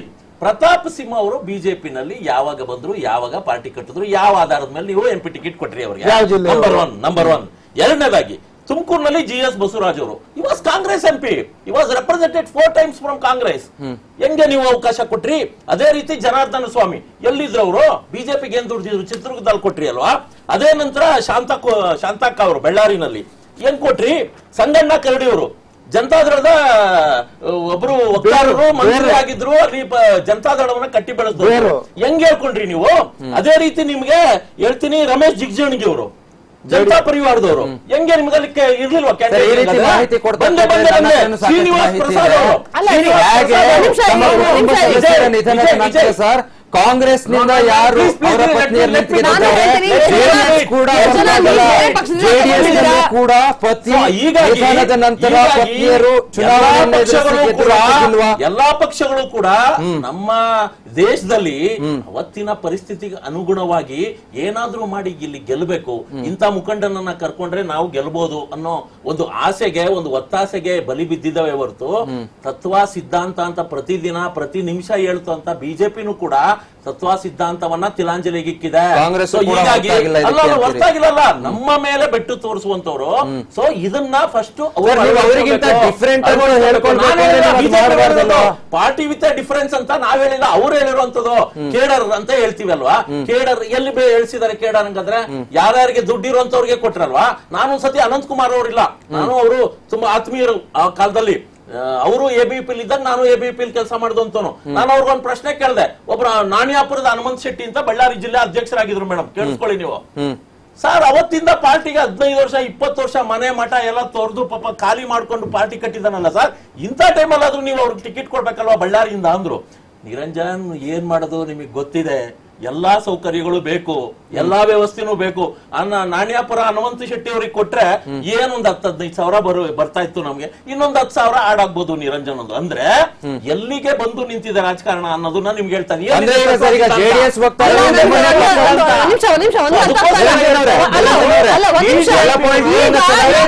ಕೇಡರ್ ಅಂತ ಹೇಳಿದ್ವಿ ನಾವು, ತತ್ವ ಸಿದ್ಧಾಂತ ಅಂತ ಹೇಳಿದ್ವಿ. ತತ್ವ ಸಿದ್ಧಾಂತವನ್ನ, ಕೇಡರನ್ನ ಎಲ್ಲವನ್ನ ನೀವು ಮರೆತು ಕೇವಲ ಅಧಿಕಾರ ಗ್ರಹಿಕೆಗೆ ಏನ್ ಮಾಡ್ಬೋದು ಆ ವ್ಯಾಪಾರವನ್ನ ಪ್ರಧಾನಿ ಆದ್ರು ಅವ್ರ ಹತ್ರ ಹಣಕಾಸಿತ್ತ? ಅವ್ರು ಸಾಮಾನ್ಯ ಒಂದು ಟೀ ಅಂಗಡಿ ಇಟ್ಕೊಂಡಿರೋಂಥವ್ರು ಪ್ರಧಾನಮಂತ್ರಿ ಆಗಿದ್ದಾರೆ. ಪಾರ್ಟಿ ವಿತ್ ಡಿಫರೆನ್ಸ್ ಯಾಕೆ ಅಂತ ಹೇಳ್ತೀವಿ. ಪ್ರತಾಪ್ ಸಿಂಹನ್ ಅವರು ಯಾಕೆ ಟಿಕೆಟ್ ಕೊಟ್ರಿ ಅಂತ ಕೇಳಿದ್ರಿ. ಅವರು ಜರ್ನಲಿಸ್ಟ್ ಆಗಿದ್ರು, ಅವರು ಸೇವೆಯನ್ನು ಸಲ್ಲಿಸಿದ್ರು ಯಾವ್ದ್ರಲ್ಲಿ, ಯಾವ ಕ್ಷೇತ್ರದಲ್ಲಿ, ಜರ್ನಲಿಸಂ ಫೀಲ್ಡ್ ಅಲ್ಲಿ. ಆ ಕಾರಣಕ್ಕಾಗಿ ನಾವು ಅವ್ರಿಗೇನು ನಾವೇನ್ ಪ್ಲಾಟರ್ ಅಲ್ಲಿ ಇವ್ರು ಕೊಡ್ತಿರೋ ತರ, ನಿಖಿಲ್ ಕುಮಾರಸ್ವಾಮಿ ಕೊಡ್ತಿರೋ ತರ ಪ್ಲಾಟರ್ ಮೇಲೆ ಒಂದು ಸುಲಭವಾದ ಸೀಟ್ ಏನ್ ಕೊಡ್ಲಿಲ್ಲ. ಕಷ್ಟಕರವಾದಂತಹ ಒಂದು ಮೈಸೂರು. ನನಗೆ ಮತ್ತೊಂದೇನು ಅಂದ್ರೆ ನಿರಂಜನ್ ಅವರ ಗ್ರಹಿಕೆಯ ಮೇಲೆ ಒಂದು ಅನುಮಾನ ಬರ್ತಾ ಇದೆ. ಎಲ್ಲಾ ಪಾಯಿಂಟ್ ಗಳನ್ನ ಬರ್ಕೊಂಡ್ರೆ ಅಲ್ವಾ ಸರ್? ಮತ್ತೊಂದು ಹೇಳಿದ್ರು ಸಿದ್ದರಾಜು ಅವರು, ಅಂಬರೀಶ್ ಅವ್ರು ಗೆದ್ದಿದ್ದೆ ನಮ್ ಬೆಂಬಲದಿಂದ ಅಂತ. ಅದು ಮಾತ್ರ ಕೇಳಿಸ್ಲು ಇಲ್ಲ ನಿಮಗೆ? ಅದ್ರ ಬಗ್ಗೆ ನೀವು ರಿಯಾಕ್ಟ್ ಮಾಡಿ. ಅದು ಕೇಳಿದ್ರೆ ಹೇಳ್ತೀನಿ ನಾನು. ಅದು ಕೇಳಿ ಅಲ್ಲ ಹೇಳ್ಬೇಕಿತ್ತು ನೋಡಿ. ಸತ್ಯ ಕಾಂಗ್ರೆಸ್ ಸ್ಪೋಕ್ಸ್ ಪರ್ಸನ್ ನಿಮ್ಮ ಪಕ್ಕ ಕೂತು JDS ನವ್ರು ಹೇಳ್ತಾ ಇದ್ದಾರೆ ಆ ಕಾಲಕ್ಕೂ ಅಂಬರೀಶ್ ಕಾಂಗ್ರೆಸ್ ನಿಂದ ಗೆಲ್ಸಿದ್ದು ನಾವೇ ಅಂತ. It is right. ನಾನು ಹೇಳೋಂಥದ್ದು ಇವತ್ತು ಸತ್ಯ ಕೆಲವು ಸತಿ ಕಹಿ ಇರ್ತದೆ, ಅದನ್ನ ಒಪ್ಕೊಬೇಕಾಗ್ತದೆ. JDS ನಿಂದ ಟಿಕೆಟ್ ಅನ್ನ ಕೊಟ್ಟು ಅವ್ರನ್ನ ರಾಜಕೀಯಕ್ಕೆ ತಂದದ್ದು JDS. ಅದನ್ನ ಯಾರು ಕೂಡ ಮರೆಯೋ ಆಗಿಲ್ಲ. ನಮಗೆ ಇವತ್ತು ನಮ್ಮ ಪಕ್ಷದಲ್ಲಿ ಅವ್ರು ಇದ್ದಾರೆ, ನಮ್ಮ ಪಕ್ಷಕ್ಕೆ ಸೇವೆ ಸಲ್ಲಿಸಿದ್ದಾರೆ, ಅದನ್ನ ನಾವು ಸ್ವಾಗತ ಮಾಡ್ತೇವೆ. ಆದ್ರೆ ಅದನ್ನ ಒಪ್ಕೊಬೇಕಲ್ವಾ? ನೀವು ಒಪ್ಕೊಬೇಕಲ್ವಾ? ಎಲ್ಲಾರು ಒಪ್ಕೊಬೇಕಲ್ವಾ? JDS ನವರೇ ಅವ್ರನ್ನ ರಾಜಕಾರಣಕ್ಕೆ ಕರ್ಕೊಂಡ್ ಬಂದಿದ್ದು, ಒಪ್ಕೊಬೇಕಾಗ್ತದೆ ಅದನ್ನ. ನಾನು ಅದನ್ನ ಇಲ್ಲಾರಿ ಅದೆಲ್ಲ ಸುಳ್ಳು ಹಂಗೆ ಹಿಂಗೆ ಅಂತ ಬೇರೆಯವ್ರು ಹೇಳ್ದಂಗೆ ಹೇಳಲಿಕ್ಕೆ ರೆಡಿ ಇಲ್ಲ. ಆಮೇಲೆ ಏನಕ್ಕೆ ಹಾಗೆ ಅಂದ್ರೆ ಒಬ್ಬ ಒಳ್ಳೆ ಕಲಾವಿದ ಯಾಕೆ ಈಗ ಲಾಸ್ಟ್ ಟೈಮ್ ಅದು ಅವ್ರಿಗೆ ಒಳ್ಳೆ ಕಲಾವಿದ ಅಂದಿದ್ದಕ್ಕೆ ಮತ್ತೊಂದು ಮಾತು ಹೇಳ್ತೀನಿ. ಆರೋಗ್ಯ ಸಮಸ್ಯೆ ಇತ್ತು ಹೇಳಿರೋ ಹೇಳಿಕೆಯಲ್ಲಿ ಅದು ಒಂದು ಭಾಗ. ಸಿನಿಮಾ ನಟರು ಕಲಾವಿದರು ಕಣ್ಣೀರ್ ಹಾಕೋದ್ ಚೆನ್ನಾಗಿ ಬರುತ್ತೆ, ಅದನ್ನೇ ಇಲ್ಲಿ ಬಂದು ರಾಜಕೀಯದಲ್ಲಿ ಮಾಡಿದ್ರೆ ವರ್ಕೌಟ್ ಆಗುತ್ತಾ ಅಂತಾರಲ್ಲ. ಯಾಕೆ ನಿಖಿಲ್ ಕುಮಾರಸ್ವಾಮಿ ಅವ್ರು ಸಿನಿಮಾ ಮಾಡಿಲ್ವಾ? ಕುಮಾರಸ್ವಾಮಿ ಅವ್ರ ನಿರ್ಮಾಣ ಮಾಡಿಲ್ವಾ? ಬಿಟ್ಟು ಮಾತಾಡೋದಾದ್ರೆ ನಿಮ್ಗೆ ಹೇಳ್ತೀನಿ ಕೇಳಿ. ಪಕ್ಷದ ವಕ್ತಾರ ಅನ್ನೋದು ಬಿಟ್ಟು ಮಾತಾಡಿದ್ರೆ ಕೆಲವು IAS ನವರು IPS ನವರು ಬಂದ್ಬಿಡ್ತಾರೆ, ಎಲ್ಲಾ ಪಾರ್ಟಿಗೂ ಬರ್ತಾರೆ. ಕೆಲವರು ಚಿತ್ರರಂಗದವ್ರು ಬರ್ತಾರೆ, ಕೆಲವರು ಬೇರೆ ಬೇರೆ ವ್ಯಾಪಾರಿಗಳು ಬರ್ತಾರೆ. ಸೊ ಇಂಥವರಿಂದ ಪಾರ್ಟಿಗೆ ಏನು ಸಂಘಟನೆ ಆಗೋದಿಲ್ಲ ಸರ್, ಪಾರ್ಟಿ ಕಟ್ಲಿಕ್ಕೆ ಆಗೋದಿಲ್ಲ. ಅವತ್ತಿನ ಅನಿವಾರ್ಯ ಸರ್, ಅದು ಅಷ್ಟು ಸ್ಪಷ್ಟವಾಗಿ ಗೊತ್ತಿದ್ದ ಮೇಲೆ ಇಂಥ ಹೇಳಿಕೆಗಳು ಯಾಕೆ ಬೇಕು? ವೆಲ್ಕಮ್ ಮಾಡಿ ಬಿಟ್ಬಿಡಿ. ಸಾಮಾನ್ಯ ಕಾರ್ಯಕರ್ತ ಪ್ರಬುದ್ಧರಾಗಿ ಮಾಡಿ, ಸಚಿವರಿದ್ದೀರಿ, ಅಧಿಕಾರದಲ್ಲಿದ್ದೀರಿ, ಪ್ರಬುದ್ಧರಾಗಿ ವರ್ತಿಸಬೇಕಲ್ವಾ? ಅಷ್ಟು ಕಾನ್ಫಿಡೆನ್ಸ್ ಇದ್ದ ಮೇಲೆ ನಿಮಗೆ ಇಂತಹ ವೈಯಕ್ತಿಕ ಟೀಕೆಗಳು ಯಾಕೆ? ಒಬ್ರು ಭಾವುಕರಾಗಿ ಮಾತನಾಡಿದ್ರೆ ಅದನ್ನ ತಗೊಂಡೋಗಿ ಕಲಾವಿದರು ಕಣ್ಣೀರ್ ಹಾಕ್ತಾರೆ, ಅದು ರಾಜಕೀಯದಲ್ಲಿ ನಡೆಯಲ್ಲ ಅಂತ ಹೇಳೋದು ಎಷ್ಟು ಸರಿ ಸರ್ ಸಿದ್ದರಾಜು ಅವರೇ? ಈಗ ನಾನು ನಿಮ್ಗೆ ಆಗ್ಲೇ ಹೇಳ್ದೆ, ಈಗ ನಾನು ಸತ್ತಂತ ದಿನ, ಅವ್ರ ಮರಣ ಹೊಂದಂತ ದಿನ ಅದು ಏನ್ ನಡೀತು, ಹೇಗಾಯ್ತು ಅನ್ನೋದು ಹೇಳ್ಬಾರ್ದು, ಏನೇ ಇರ್ಬೋದು ಸರ್. ಹಾಗಾಗಿ ಅದೇ ಅವ್ರು ಮಂಡ್ಯಗೆ ತಗೊಂಡು ಹೋಗ್ಬೇಡಿ ಅಂತ ಹೇಳಿದವ್ರು ಅವತ್ತು. ಬಾಡಿನ ಮಂಡ್ಯಗೆ ಬಾಡಿ ತಗೊಂಡು ಈಗ ಈ ವಿಚಾರಗಳನ್ನ ಮಾತಾಡೋದು ಕಾರಣವಾಗುತ್ತೆ. ಅದಕ್ಕೆ ನಾನ್ ನಿಮ್ಗೆ ಹೇಳದ್ದು, ಕೆಲವೊಂದು ಆಬ್ಜೆನ್ಸ್ ಅಲ್ಲಿ ಮಾತಾಡಬಾರ್ದು ಅಂತ. ಅದಕ್ಕೂ ರಾಜಕಾರಣಕ್ಕೆ ಏನು ಸಂಬಂಧ? ಕೇಳ್ತಾನೆ ಇದ್ದೀರಾ ನಿಖಿಲ್ ಅವ್ರದ್ದು ಏನು ಕೊಡುಗೆ ಅಂತ ನಾವು ಹೇಳ್ತಾ ಇಲ್ಲ ಸರ್, ಜನರ ಪ್ರಶ್ನೆ ನಿಮ್ಮ ಮುಂದೆ ಇಟ್ಟಿದ್ದೀವಿ. ಅವರು ಸುಮಾರು 1.5 ವರ್ಷಗಳಿಂದ ಮಂಡ್ಯ ಜಿಲ್ಲೆ ಜನತೆ ಜೊತೆ ಟಚ್ ಅಲ್ಲಿ ಇದ್ದಾರೆ, ಕೆಲಸ ಮಾಡ್ತಿದ್ದಾರೆ. ಆಮೇಲೆ ಸುಮಾರು 170-180 ಜನ ರೈತರು ಆತ್ಮಹತ್ಯೆ ಮಾಡ್ಕೊಂಡಾಗ ಸ್ವಂತ ದುಡ್ಡಿಂದ ಆ ರೈತರಿಗೆ ಪರಿಹಾರ ಕೊಟ್ಟಿದ್ದಾರೆ, ಕೆಲಸ ಮಾಡ್ಕೊಂಡು ಬಂದಿದ್ದಾರೆ. ಈಗ ಜಿಲ್ಲೆ ಅಭಿವೃದ್ಧಿ ದೃಷ್ಟಿಯಿಂದ ನಮ್ಮ ಜಿಲ್ಲೆಯ ನಾಯಕರು, ಮಂತ್ರಿಗಳು ಮತ್ತೆ ಶಾಸಕರೆಲ್ಲ ಸೇರಿ, ಮುಖಂಡರು ಸೇರಿ, ಯಂಗ್ ಟರ್ಕ್ ಇರ್ಲಿ, ನಾವು ಪಾರ್ಲಿಮೆಂಟ್ ಅಲ್ಲಿ ಕೆಲಸ ಮಾಡಿಸಬಹುದು, ಜಿಲ್ಲೆ ಅಭಿವೃದ್ಧಿ ಮಾಡಿಸಬಹುದು ಅನ್ನೋ ಉದ್ದೇಶದಿಂದ ನಾವೇ ಆ ಜಿಲ್ಲೆಯವರೇ ತಂದು ಮಾಡಿರೋದೇ ಹೊರತು ಅವರಾಗ ಅವರು ಬಂದು ನಮ್ಮನ್ನ ಒತ್ತಡ ಹಾಕಿಲ್ಲ. ಹಾಗಾಗಿ ಇದು ಜಿಲ್ಲೆಯ ನಾಯಕರು, ಜಿಲ್ಲಾ ಮಂತ್ರಿಗಳು, ಜಿಲ್ಲಾ ಸಚಿವರು, ಶಾಸಕರೆಲ್ಲ ಸೇರ್ ಮಾಡಿರ್ತಕ್ಕಂಥ ಒತ್ತಾಯ ನಾವು ಅವ್ರಿಗೆ, ಯಾರಿಗೆ, ಕುಮಾರಣ್ಣ ಅವ್ರಿಗೆ ಕಳ್ಸಿಕೊಡಿ ಅಂತ. ಹಾಗಾಗಿ ಇದ್ರಲ್ಲಿ ನಾನು ಅವೆಲ್ಲ ಹೇಳ್ದೆ, ಯಾರೇ ಕೂಡ ಪ್ರಜಾತಂತ್ರ ವ್ಯವಸ್ಥೆಯಲ್ಲಿ ಚುನಾವಣೆ ಸ್ಪರ್ಧೆ ಮಾಡೋದಕ್ಕೆ ಸರ್ವರು ಸ್ವತಂತ್ರರು. ಹಾಗಾಗಿ ನಾವೇನು ಮಾಡ್ಲಿಲ್ಲ, ನಾವು ಅಲ್ಲೇನಾಗ್ಬೇಕು, ಮೈತ್ರಿ ಸರ್ಕಾರದಿಂದ ನಾವು ಮೈತ್ರಿ ಅಭ್ಯರ್ಥಿ ಏನ್ ಗೆಲ್ಬೇಕು ಅದನ್ನ ನಾವು ಮಾಡ್ತೀವಿ. ಹಾಗಾಗಿ ಅವ್ರಿಗೆ ಏನ್ ಬೇಕೋ ಅವ್ರು ಮಾಡ್ಕೋತಾರೆ. ಹಾಗಾಗಿ ಅದ್ರಲ್ಲಿ ಏನು ಇನ್ನೊಂದು ಹೌದು, ಈಗ ಅವ್ರಿಗೆ ಮಾಡ್ಕೊಳ್ತಾರೆ, ಅವ್ರು ಮಾಡ್ಕೊಳ್ಳಿ ಅಂತ ಬಿಟ್ಬಿಟ್ಟಿದ್ರೆ ಅಂದ್ರೆ ಈ ಸಂದರ್ಭನ ರಾಜಕೀಯವಾಗಿ ಬಳಸ್ಕೊಳಕ್ ಬಿಜೆಪಿ ಮುಂದಾಗುತ್ತಾ? ಸ್ಮೃತಿ ಅವ್ರು ಹೇಳ್ಬೇಕು. ಅಲ್ಲ ಏನಕ್ಕೆ ಉಪಯೋಗಿಸ್ಕೋಬಾರ್ದು ಅಂತ ನಾನ್ ಕೇಳ್ತೀನಿ. ನಮಗೆ ಉಪಯೋಗ ಆಗತ್ತೆ ಅಂದ್ರೆ ಆಗ್ಲಿ ಅಲ್ವಾ. ನಾನಂತೂ ಹೇಳೋದಿಲ್ಲಪ್ಪ ಆಗಲ್ಲ, ನಾನು ಇದನ್ನೆಲ್ಲ ಪೊಲಿಟಿಸೈಸ್ ಮಾಡೋದಿಲ್ಲ ಅಂತ. ಹೌದು, ಎಲ್ರು ಮಾಡುವಂತದ್ದೇ. ಒಂದು ಪಕ್ಷ ಅಥವಾ ಒಂದು ರಾಜಕೀಯ ಅನ್ನೋದು ಯಾವ್ದಕ್ಕೆ ಅಂತ ಹೇಳೋದು. ಮತ್ತೆ ಹೌದು, ಪೊಲಿಟಿಸೈಸ್ ನಮಗೆ ಪೊಲಿಟಿಕಲಿ ಹೆಲ್ಪ್ ಆಗತ್ತೆ ಅಂದ್ರೆ ಮಾಡ್ತೀವಿ. ಇವಾಗ ಸುಮಲತಾ ಅವ್ರು ಸ್ಟೇಟ್ಮೆಂಟ್ ಗಳು ಕೊಟ್ಟಿದ್ದಾರೆ, ಎಲ್ಲ ರಾಜಕಾರಣವನ್ನ ಗಮನದಲ್ಲಿ ಇಟ್ಕೊಂಡೇ ಕೊಟ್ಟಂತಾಯ್ತು. ಹಾಗಿದ್ರೆ ಹಾಗಲ್ಲ, ಖಂಡಿತವಾಗ್ಲೂ ಅಲ್ಲ. ಇಲ್ಲಿ ಒಂದು ಒಬ್ರು ಯಾರೇ ಸುಮಲತಾ ಇರ್ಲಿ ಅಥವಾ ಇನ್ಯಾವುದೇ ಒಬ್ರು ಹೆಂಗಸರು ಇರ್ಲಿ, ಅವ್ರ ಬಗ್ಗೆ ಈ ತರ ಮಾತುಕತೆ ಆಗಿದ್ದಿದ್ರೆ ಖಂಡಿತವಾಗ್ಲೂ ನಾವು ವಿರುದ್ಧ ವ್ಯಕ್ತಪಡಿಸ್ತಿದ್ವಿ. ಆದ್ರೆ ಇಲ್ಲಿ ಸುಮಲತಾ ಅವರು ಅವ್ರಿಗೆ ಬಿಜೆಪಿ ಕಡೆಯಿಂದ ಅವರು ಬಂದು ನಮ್ಮನ್ನ ಸೇರ್ಬೇಕು, ನಮ್ಮ ಒಂದು ಐಡಿಯಾಲಜಿನ ಒಪ್ಕೊಳ್ತಾರೆ ಅಂದ್ರೆ ನಾವು ಖಂಡಿತವಾಗ್ಲೂ ಅವ್ರಿಗೆ ಟಿಕೆಟ್ ಕೊಡ್ತೀವಿ. ಅಂದ್ರೆ ಬಿಜೆಪಿ ಇದುವರೆಗೂ ಸುಮಲತಾ ಅವರನ್ನೇನ್ ಸಂಪರ್ಕಿಸಿ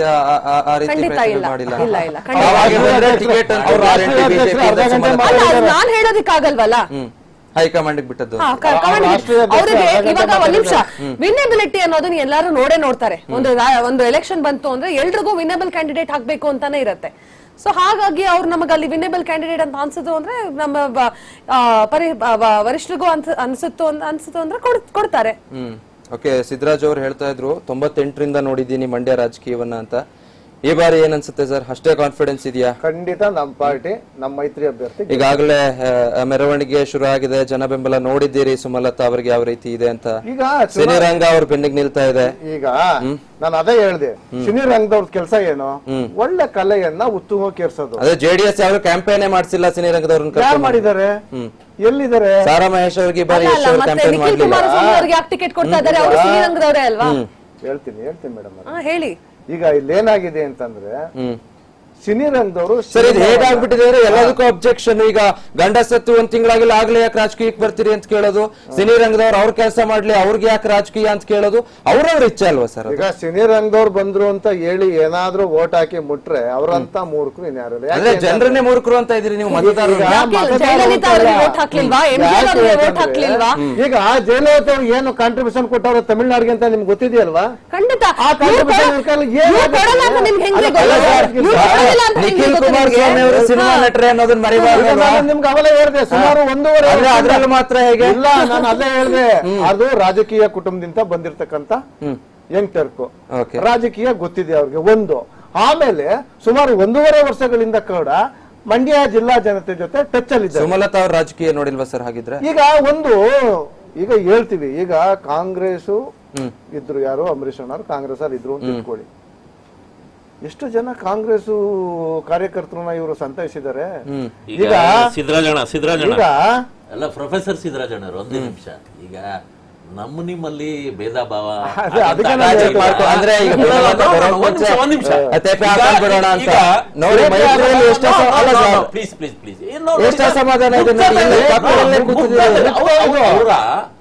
ಇದೇ ಸಮಸ್ಯೆ ಆಗ್ತಾ ಇರೋದು. ನಾಯಕರು ಹೊಂದಾಣಿಕೆ ಮಾಡ್ಕೊಂಡ್ ಬಿಡ್ತಾರೆ, ಕಾರ್ಯಕರ್ತರ ಪರಿಸ್ಥಿತಿ ಕೊರಟೆ ಅಂತಂದ್ರೆ ವಿಜಯ್ ಒಂದ್ ಸೆಕೆಂಡ್ ಕೇಳಿ. ಈಗ ಸ್ಟಿಲ್ ಸುಮಲತಾ ಮೇಡಮ್ ಅವರು ನಮ್ಮ ಪಕ್ಷದ ನಾಯಕಿ ಸರ್. ನೀವು ಅದನ್ನ ಯಾವ ರೀತಿಯಲ್ಲೂ ಹೇಳ್ಕೊಳ್ಳಾಗಿಲ್ಲ ಸರ್. ನಿಮಿಷ ಕೇಳಿ ಬ್ರದರ್, ಅವರೇ ಬಹಿರಂಗವಾಗಿ ಹೇಳಿದ್ದಾರೆ ಕಾಂಗ್ರೆಸ್ ಒಂದನ್ನೇ ನಾ ಟಿಕೆಟ್ ಕೇಳಿರೋದು. ಕಾಂಗ್ರೆಸ್ ಇರೋದು. ಈಗ ನಾವು ಮೈತ್ರಿ ಧರ್ಮದಲ್ಲಿ ಇದ್ದೇವೆ.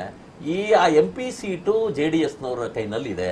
ಸೊ ನಾವೇನ್ ಕೇಳ್ತಾ ಇದೀವಿ, ಮೊದಲು ನಾವು 10 ಕ್ಷೇತ್ರಗಳಲ್ಲಿ ನಮ್ಮ MP ಗಳು ಯಾರಿದ್ದಾರೆ ಅಲ್ಲಿ ನಮಗೆ ನಾವು ಬಿಟ್ಕೊಳ್ಳಿಕ್ಕೆ ಸಾಧ್ಯ ಇಲ್ಲ ಅಂತ ಅವರು ನಮ್ದ್ರಲ್ಲಿ ಒಂದ್ 2-3 ಅವ್ರು ಕ್ಲೈಮ್ ಮಾಡ್ತಾ ಇದಾರೆ. ಇವೆಲ್ಲವೂ ಕೂಡ ನಾಯಕರು ಮಾತಾಡುವಂತ ಸಂದರ್ಭದಲ್ಲಿ ಕೊಡುಕೊಳ್ಳುವ ವ್ಯವಹಾರ ನಡೀತದೆ. ನಂಬರ್ 1. ಎರಡನೇದಾಗಿ ಇವತ್ತು ನಾನು ನೋಡ್ತಾ ಇದ್ದೆ, ಬರುವಾಗ ಟ್ವಿಟರ್ ನಲ್ಲಿ ಯಾರೋ ಕೆಲವರು ಟ್ವೀಟ್ ಮಾಡಿದ್ರು, ನಾನು ನೋಡ್ತಾ ಇದ್ದೆ.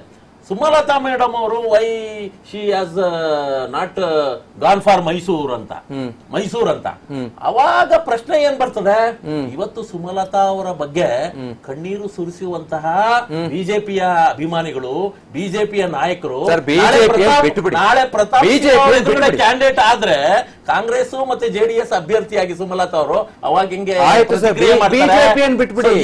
ಹೀಗಾಗಿ ನಮ್ಮ ಇವತ್ತಿನವರೆಗೂ ಈ ನಿಮಿಷದವರೆಗೂ ಸುಮಲತಾ ಅವರು ನಮ್ಮ ಪಕ್ಷದಲ್ಲೇ ಇದ್ದಾರೆ. ಬಿಜೆಪಿಯವರು ಕೆಲವರು ಅವ್ರಿಗೆ ಕ್ಯಾಂಡಿಡೇಟ್ ಇಲ್ಲ ಅಂತ ಅಂದ್ಬಿಟ್ಟು ಅವ್ರ ಮನೆ ಬಾಗ್ಲು ತಟ್ಟಿರ್ಬೋದು, ಅದನ್ನ ನಾವು ತಪ್ಪು ಸರಿ ಅಂತಾನು ಹೇಳಕ್ಕಾಗೋದಿಲ್ಲ.